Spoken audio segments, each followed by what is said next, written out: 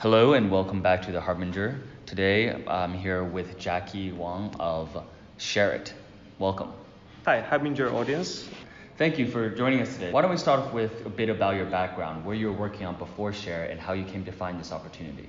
I was in China since I was born and I got my degree here. And after I graduate, I started to work for Google China for 4 years. And Google China was very generously offered me an opportunity to transfer to US to join Google headquarters. That was 2010. But interestingly, at that time, I also got an offer from old friend Andy Tian. Maybe you have met him in the previous episodes. One day he was asking me, say, "Hey, Jacky, I have a great news to tell you." I was like, "Yeah, I had a great news to tell you too."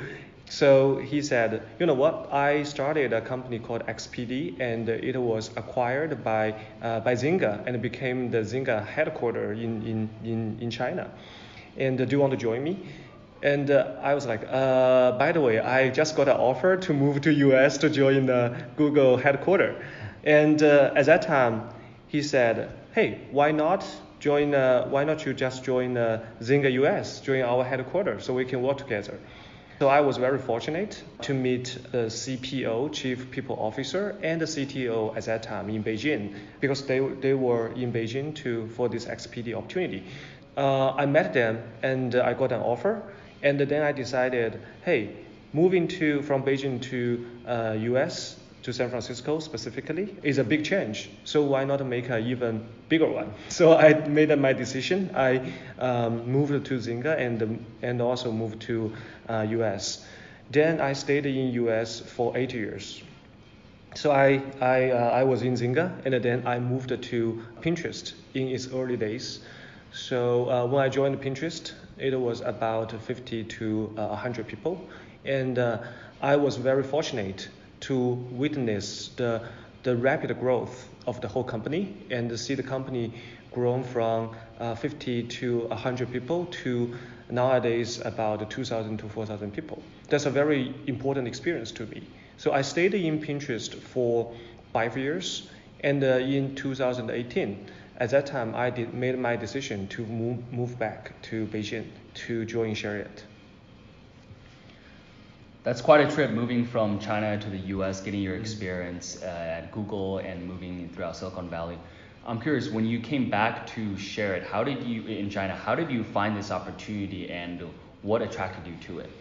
Yeah, so when I was in US, I always thinking about someday I may move back to China and build up my business. And I have seen a lot of very successful stories in China, and I have observed a lot of my friends, my old Googler friends in China, and they built up a very successful business. But more importantly, they are those entrepreneurs to kind of like come up with a brilliant idea and to find a product market fit and then build up the whole business from scratch and benefit the local people. So I always think that someday I want to do the same thing. And as all my lovely audience, as you may know, that being an entrepreneur means you have to understand the local culture, right? To some extent, the local culture is the key to open the market. So that reminds me my very early days in US. So even though I can speak okay English when I was in China, I worked in Google, an international company, for 4 years. But when I arrived US, I still found it's very hard to put myself into the whole culture or whole conversation. The funny thing was, I can totally understand, say, 70% of the words people talk to each other, but it's still really hard for me to get the meaning. It's not about just slangs, but also about the expressions and how people describe things. And even after 8 years, I still think that I can do a very good job in the working environment, meaning I can talk to people, I can express myself, I can lead a team, I can push a certain initiative into a successful business. That's what I can do, and I did. But on the other hand, I still think the day-to-day life, I have a lot of American friends, and we hang out together. I join their parties, I join their birthday parties, we work together. But I still feel like there's something missing, or there's something that I could hardly get to the deep of it. I guess that's the culture difference. Yes, absolutely. That makes a great point. It was similar to what Zhou Jia from Oyo Zhoudian had mentioned as well. He grew up in Beijing. He felt there was something missing from a culture perspective. So SHAREit is a localized product, but it's also one that has over 1.5 billion users worldwide. So please introduce to us, what is SHAREit and why is it so popular among your users? Yeah, SHAREit, if it's in just one sentence, it's basically AirDrop on Android. I mean, we all knew that Android is a very fragmented market. I found one thing very unique, or to some extent, very strange to me, very foreign to me, is it's quite affordable for people to buy a smartphone. I mean, they can buy the latest Samsung phone, they can buy the latest Xiaomi phone, but the internet cost is really high. Or on the other hand, they are in a very limited network environment. This limitation could be the pricing, right? The data plan pricing is very high. It could be the infrastructure, right? Maybe the signal is not very stable. So the smartphone to them become a very luxury toy if there's no internet connection, right? We all still remember in the early days when Steve Jobs introduced iPhone. That's an evolutionary phone in the market.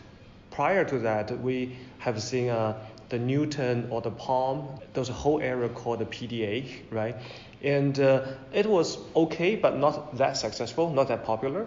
And this iPhone thing completely changed the situation, right? It's because it has the connection. And it's not just something that you write things down. It's also a device that you can receive the information and you can communicate with the world. Once we get to the emerging market, this whole situation changed. I mean, they are very hard to get to the network. So this smartphone became a luxury toy. So they need a way to get content, and we basically come into the place, right? This SHAREit is kind of like AirDrop on Android. So between friends, even though we don't have internet connection, I can still use direct Wi-Fi or Wi-Fi hotspot to connect to your phone and having you to share whatever on your phone to me. That can be application, that can be documents, that can be music, that can be movie, that can be anything, right? So to some extent, we are basically the gate or the entrance that this whole generation of the internet users get to this new digital world. That's a fascinating point. And before we dive a bit more into the product, I want to focus more on how did you get started on the Indian market, because a year ago or more, in the Google Play Store in India, only 18 of the top applications, of the 100 applications came from China. And of the top 10, there were only 2. That number has more than doubled now. You have key leaders from China such as TikTok, Vigo, NewsDog, Club Factory, UC Browser, and SHAREit. How did you come to stumble across the Indian market? We understand the Chinese market probably doesn't have those similar data constraints, but how did you find the Indian market was the one that you were going to go after? Well, honestly speaking, it's all sort of by accident. Because when we look into our DAU number, one day we notice, wow, we have a huge penetration in all the emerging markets. We have a huge penetration in India, in Indonesia, in Egypt, in the Middle East, in Africa. So then we start to question ourselves, why? Right? I mean, I would say this is a very fortunate, happy accident. But on the other hand, as an entrepreneur, we want to dig deeper into it and see why. So that's the time that the CEO, Michael, so he visited India and visited Indonesia and started to talk to the local users, and they start to find out, because they have very limited connection. By the way, this is not a very common case in US or in Europe or in China, because we have all experienced the first generation of internet, which is the wired internet. I would say more than 90% of our daily time, we have Wi-Fi connection. Right? At home, in the office, or in China, if you visit a restaurant, you always ask the owner, what is your Wi-Fi passcode, right? So you always have Wi-Fi connection. But just imagine if you turn off, even my audience, even you in US, if you turn off your Wi-Fi connection for, let's say, a week, your behavior on internet will be completely changed, right? And then you will start to feel, oh yeah, you need a tool, you need this utility to pass your large files between each other. When you put it that way, it definitely paints a very clear picture on how it impacts the lives of ordinary users. It's as if back in the 90s in the States, when you were trying to share files, you would copy it onto a physical CD and pass it to your friend. It was a very inefficient way to do things. So I would assume those are similar ways people were sharing files before solutions such as SHAREit came onto the market. Now, how did this problem in India come to exist, and how big do you think this problem is, since India is your major market? Yeah, so when we started to develop the Indian market, that's huge. That's a huge problem. As we all knew that the GDP of India became kind of raised very rapidly, which means the smartphone is quite affordable to normal people at that time. So first time in their life, they get to internet, they had their smartphone, by the way, that's their first smart device in their life. And I would say the second screen in their life, because the first screen is a TV. They don't have laptop, they don't have PC.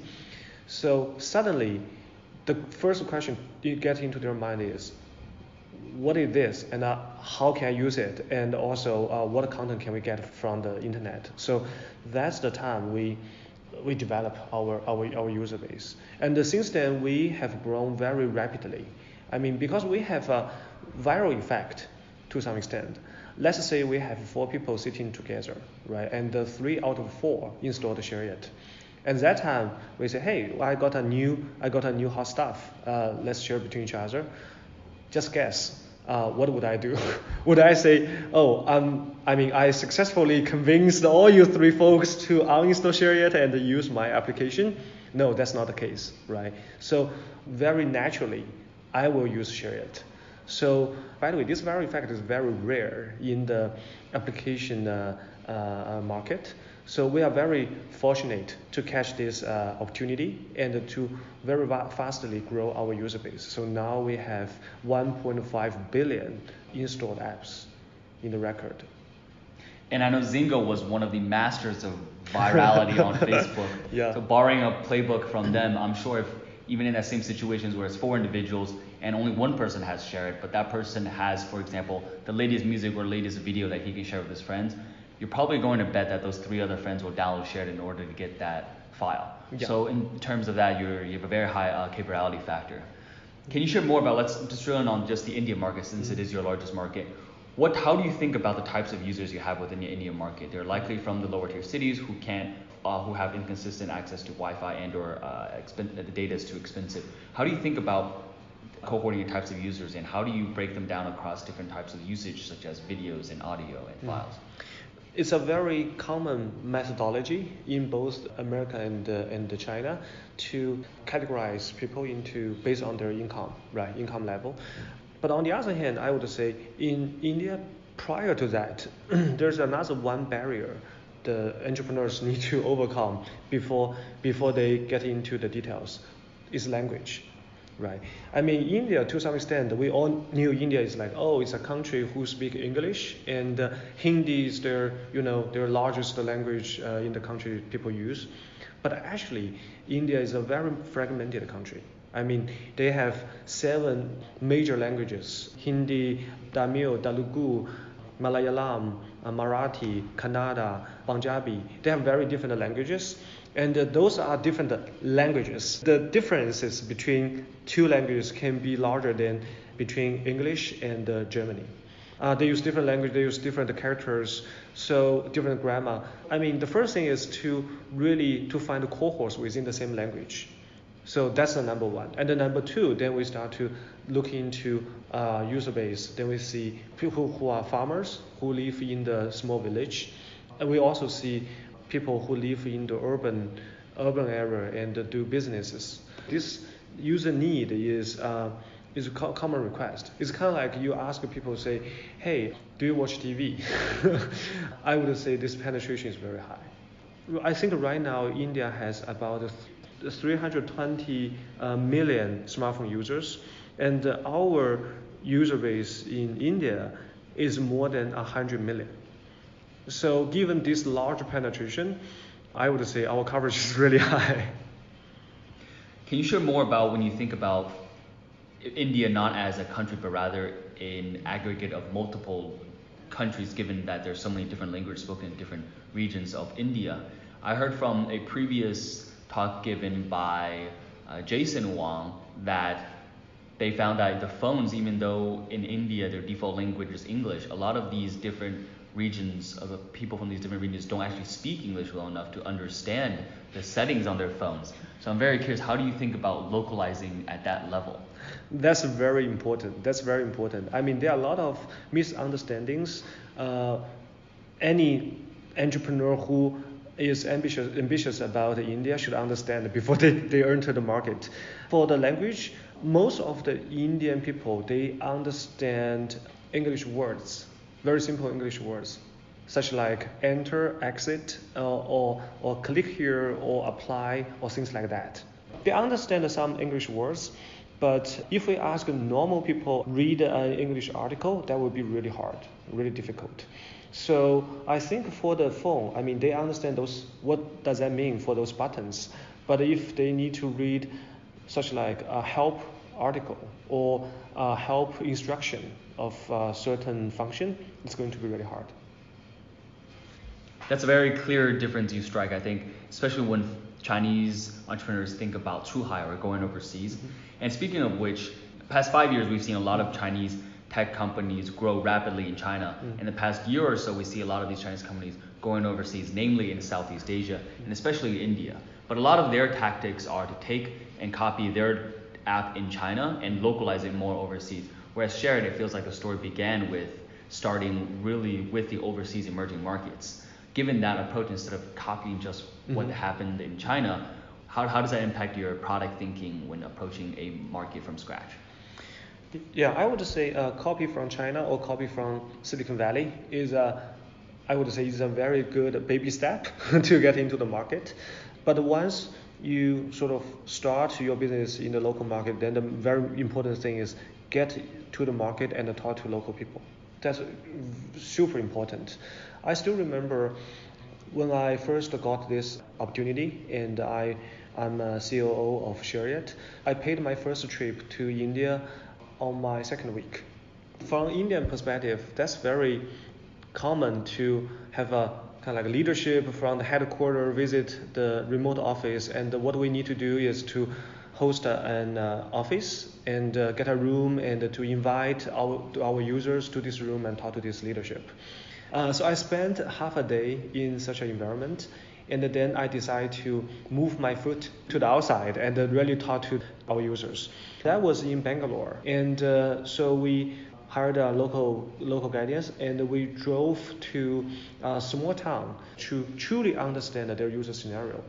One thing we realized there is a lot of our users are actually installed their SHAREit by this salesperson in the cell phone shop, because the common scenario is if you buy a phone in a shop, the salesperson will say, well, by the way, if you just buy a phone, there's no content on it, right? And it's really hard to get to internet. So let me do a value add service for you, right? So they will install SHAREit on their phone and start to send to share a lot of, I would say, essential applications to them to help them to start the internet trip.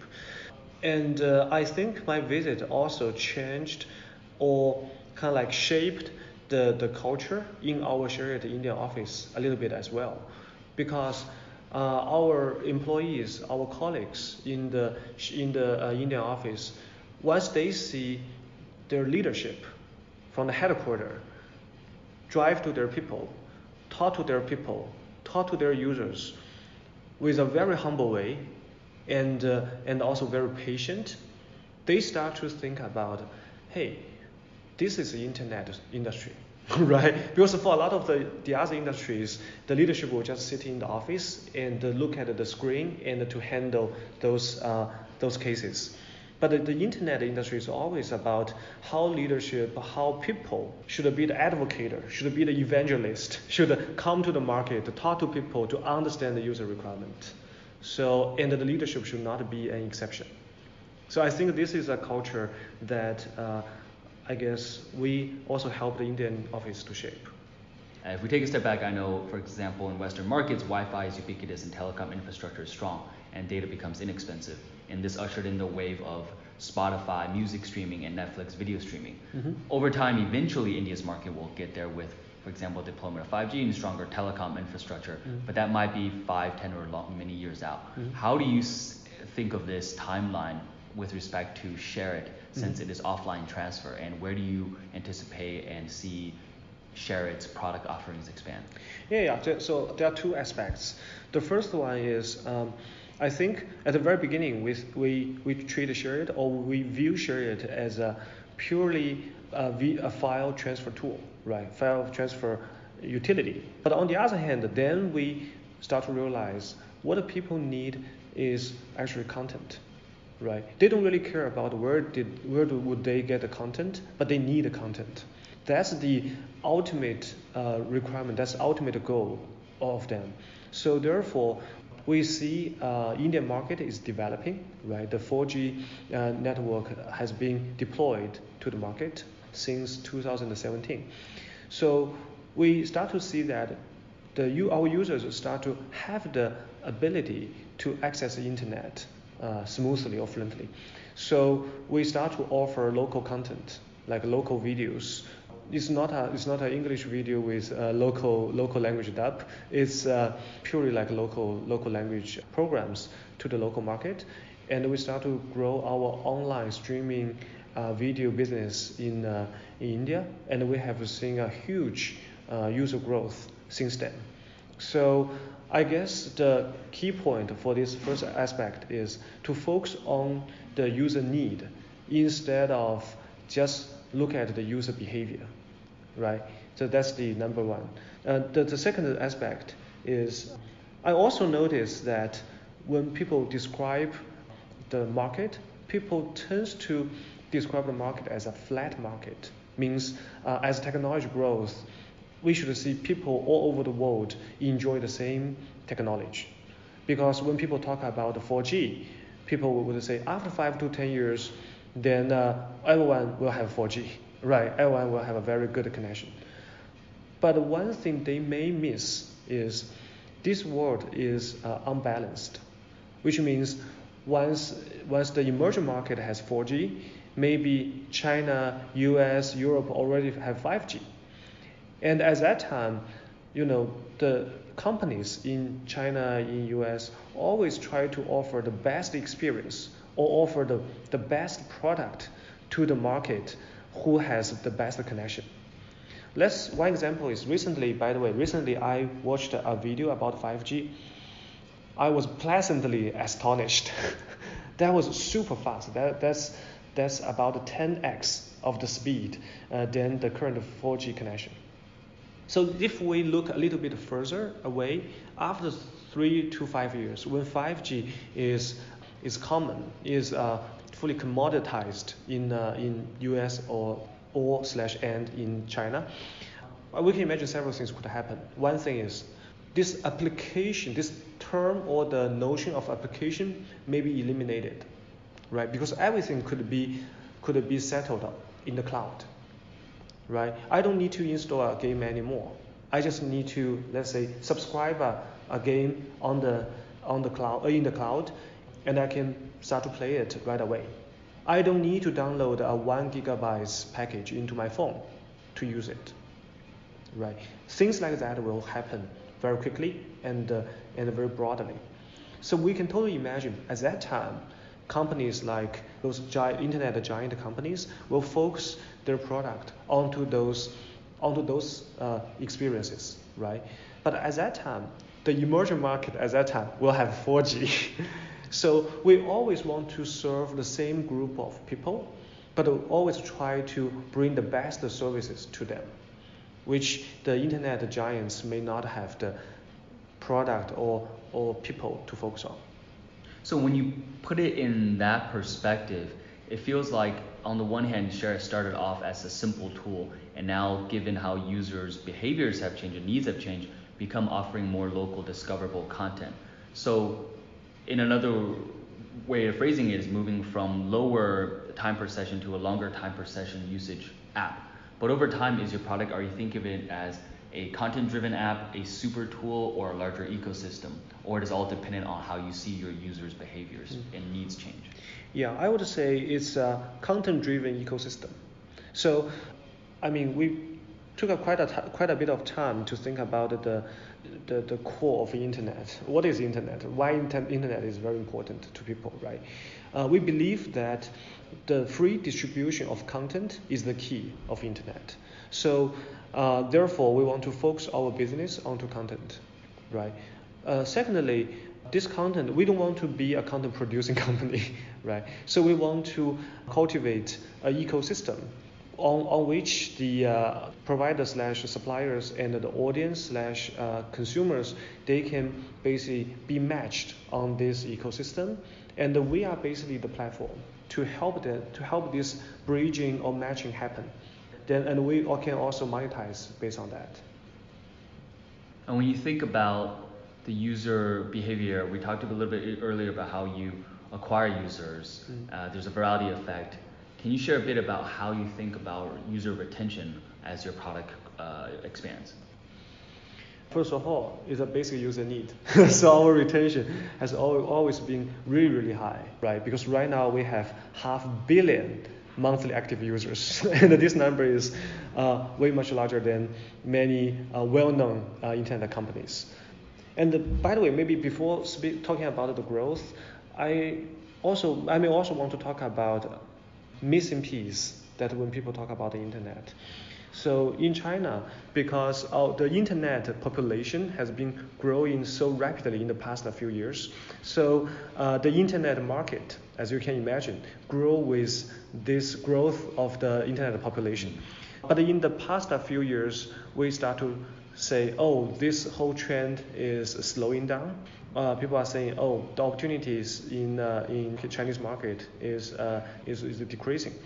But then we have seen Pinduoduo, which has recently been publicly listed in the stock market several months ago, right? Pinduoduo, and also another thing called Kuaishou. There's another thing called Qutoutiao. They proved that even in China, there's a huge internet population who hasn't been served very well before, right? Even though in China, we all knew that Alibaba, Tencent, Baidu, Meituan, they are all very big players in the market. But even that, there's still a huge, big market in China that the internet service can grow. And they prove that this market is so large that it can support a company to go IPO, right? So if we apply the same thing to the global market, we will see the same thing. US, China, Europe, developed countries, they are very well developed internet markets. So people may think, oh, as long as I want to do internet business, I want to do that in Silicon Valley, I want to do that in China. But we proved that 500 million users in the emerging market also need some caring, also need the internet business or internet product to cover, right? So because you just mentioned the growth, then I would say the emerging market is the way to go. Talking about emerging markets, I'm curious about the retention side. We know that Facebook back in the day found out that if a new user makes 7 connections with friends, he or she is more likely to stay on as a long-term user of Facebook. Given that SHAREit is such ubiquitous, such a strong tool, and has strong stickiness, are there any magic numbers or use case such that you find that if a user, for example, receives 1 file from a friend, he or she is likely to become a long-term user? We noticed that as long as a user start to got a successful transferring of a file, transmitting of a file, this user will become a long-term user. 1 file. So that barrier to entry is very low. Once you're hooked, you're hooked. Yeah. That's pretty incredible. Yeah. And taking a step back, you mentioned SHAREit has about 500 million MAUs. And when we think about MAUs across different regions, let's say a million MAUs in the US definitely cannot be compared apples to apples to a million MAUs in China versus a million MAUs in India. So with so many MAUs, one has to think, okay, your monetization is likely early stage if you want it to be ad driven. But over time, as these users ARPUs increase, is it still an ad driven model, or you think about other types of revenue generating monetization routes? Yeah, so for now, our monetization is majorly on ads. We kind of developing our monetization from purely on Google, AdMob, or Facebook, FAN, or Twitter, Mop-up, to a broader approaches, such like we partnership with local agencies, right? Group M, Dentsu, Imobi, those are all very big agencies in the Indian market, and we build up a very close relationship with them, and we start to develop the direct monetization with those agencies. But beyond that, one thing, by the way, this is a very early thoughts in my mind.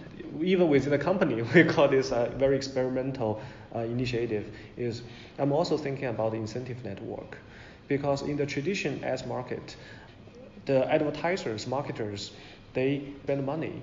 They basically pay the kind of infrastructure runners or the internet service owners so they can put ads onto their application, right? But the user doesn't get anything, right? User who ought to be the final audience and ought to be the person to receive this benefit doesn't get anything, right? And so therefore, we start to think about why not encouraging the advertisers or marketers to directly fund the money to their audience, to their users. And of course, as a service runner who offer this infrastructure, of course, the platform could also get some revenue share as well. I think it's a very fascinating idea. I mean, we basically changed the way that how advertisers or marketers to spend money, and it can be a very huge market. But I also see there's a lot of details needs to be figured out. So it's a very early thoughts. And by the way, my audience, if you have a good idea, brilliant ideas, please reach out to me and we should talk. So let's dive a bit more into the tech side of things. So SHAREit, as you mentioned, is the AirDrop on Android. And at a more geeky level, it's via the phone's Wi-Fi radio that enables a cheap way for users to share. But as a user who uses SHAREit in India, likely I don't understand technical aspects. It just feels like pure magic. You use zero of my mobile data and it's completely free. Can you tell us more about this technology? What differentiates you versus other players in similar solutions in India? Sure. I mean, the early days, a lot of people use Bluetooth to transmit files.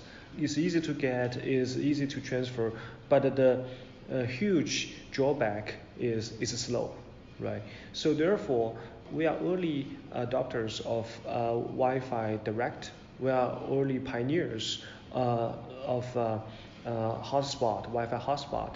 So we use Wi-Fi Direct connection to build up this file transmitting channel and to transfer files. I think that's the very important first step. By the way, a lot of entrepreneurs would believe, hey, if I have a magic technology, I can build up a very successful business. But I have to say that that's not the reality. The reality is technology is a must, right? For example, we have to have this technology. Otherwise, this product wouldn't be adopted by anybody. But secondly, there are hard works. There are heavy liftings. There are, to some extent, the labor works, because there are hundreds of models in the market for those smartphones. And each smartphone may have some wacky points that we need to polish. So we basically built up the engineering team to who bought all those different models of the phones and do the adaptation for all of those phones. So no matter which type of the model you are using, you can always get a seamless, frictionless experience. So the alternatives, as you mentioned, is Bluetooth 1, and then the second option is to wait over time when the infrastructure gets better. Are there other direct competitors who do something similar to this Wi-Fi radio transmission? and how do you differentiate from them and compete on users? Yes, so there are two stages. The first stage is the early stage. So in the early stage, our competition is majorly based on the product offering. Basically, who offer the smooth, seamless, frictionless experience to the user, who won the user, right? So that's our strategy in 2016, 2017 in the emerging market. And we won. we got a huge number of users and people loved our product. So the second stage, I would call it, we won by scale. As I just mentioned, this product has a viral effect. If we already got 3 people in this 4 people group are using this product, the 4th one will use this product as well.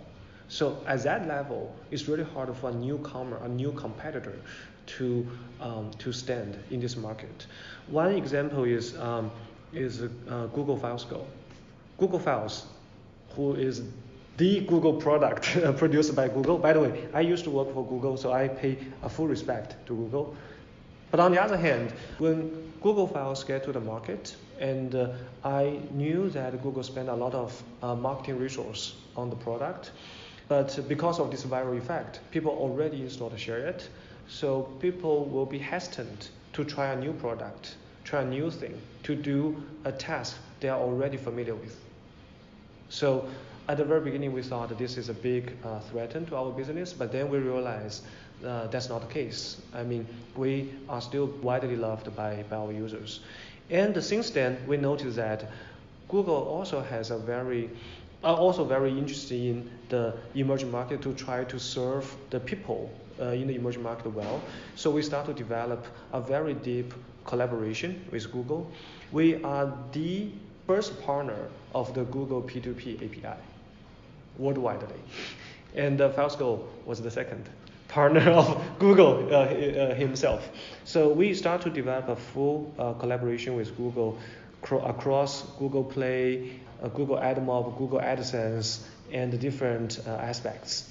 And one thing interesting about Google partnership is, if we look into the Android market, we would see 3 layers. The bottom layer is the operating system, which is Android. The second layer is the application ecosystem. The third one on the top, if we look at that as a pyramid, the top is the monetization, right? And then we notice that in the emerging market, because the network is limited, right? So the app ecosystem, there is a little gap between the people who has a very well internet connection to people who have limited internet connection. So the people who live on the limited internet connection also deserved to enjoy good service, as good as Google Play can offer on the connected internet. So therefore, we are also have a very close collaboration with Google to help them to grow this app ecosystem from the fully connected or unlimited connected community to the limited internet connected community.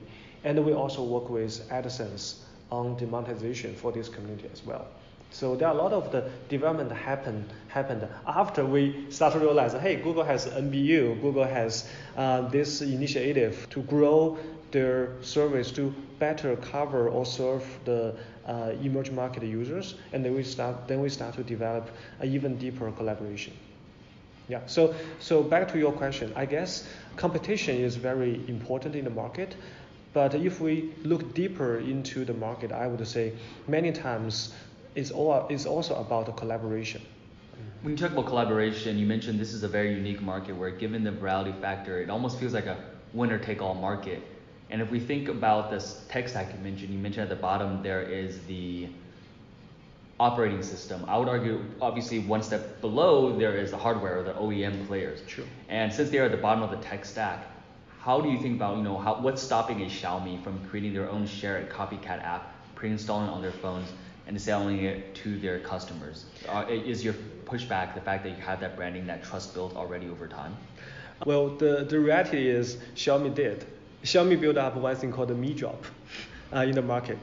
I used to work with Kai-Fu Lee, and one thing he mentioned I found is very interesting is a person or product's largest or biggest advantage could be its or his her biggest disadvantage.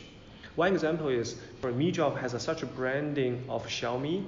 So let's imagine, would OVO or Oppo install it? No, right? So Mi Job can help user to transmit files very fluently between Xiaomi phones. But what if my friend is using Oppo? What if my friend is using Vivo, right? Mi Job may not work. So why not just use SHAREit, who is a neutral software to just help you. So we're sitting here right now in your Beijing office. You're located in China, yet your operations is in India. How did you set it up this way, and how do you think about balancing the trade-off between organization efficiency and localization? And do you have plans to build an office in India? Oh yeah, actually we did. So we have 4 offices worldwide. We have office in Beijing, in Shanghai, Delhi, and Bangalore. And I think localization is uber important. So we are very fortunate. I always talking about fortunate or lucky. I think that's a very important trait for entrepreneur as well. So we are very lucky. We get into the Indian market and we start to. By the way, from the day zero, we believe that we have to set up a local office if we want to win here, right? Just fly to India maybe once a month or once a quarter wouldn't help us, right? So since then, we start to look for a local team, right? Fortunately, we met Karan. He has a very interesting background.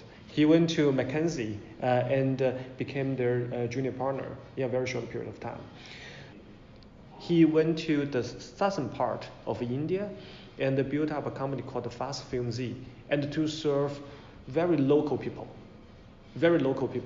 By the way, in India, this kind of boundary between ranks are still pretty large. But for him, a young person who has a good education background, who worked in great companies abroad, right, and then went back to serve local people in the southern India as an entrepreneur. I think that also described some very, very important characteristics. Entrepreneurship, we call it entrepreneurship, right, on him. So we talked to him, he's very sharp, and we acquired his company and designated him to be the CEO of our SHAREit India office. So since then, we start to grow the business there. We have about almost 100 employees in India and about 500 vendors in India at this time. And in Beijing and Shanghai, we have about 200 to 300 people. So as you can tell, we put a very big commitment into the Indian market, including investment into this market and also grow the local office. The Indian market definitely sounds like it's growing very quickly. I know that Lenovo invested in SHAREit back in 2015. As you further expand into India and other emerging markets, what kind of investor or strategic partner would be helpful for SHAREit, and how do you think about partnerships? Yeah, so talking about the investment, I would say, by the way, maybe a lot of entrepreneur, if you are an entrepreneur, you know what I mean, is that when we talk about the investor, I think the most important thing is not really the money. It's about they understand your vision. I think that's the, even for the VCs, even we are not talking about the strategic investors, even we are talking about the VCs, that's the most important thing.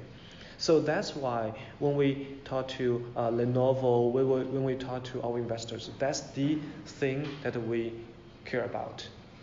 And because investment is not a one-time thing, right? Investors are people or organization will accompany your growth along the road. So their understanding of your business, their understanding of your vision, your future, their understanding of your belief, I think that's the uber important thing in this whole fundraising discussion. So I think that's the most important criteria that we choose our investors.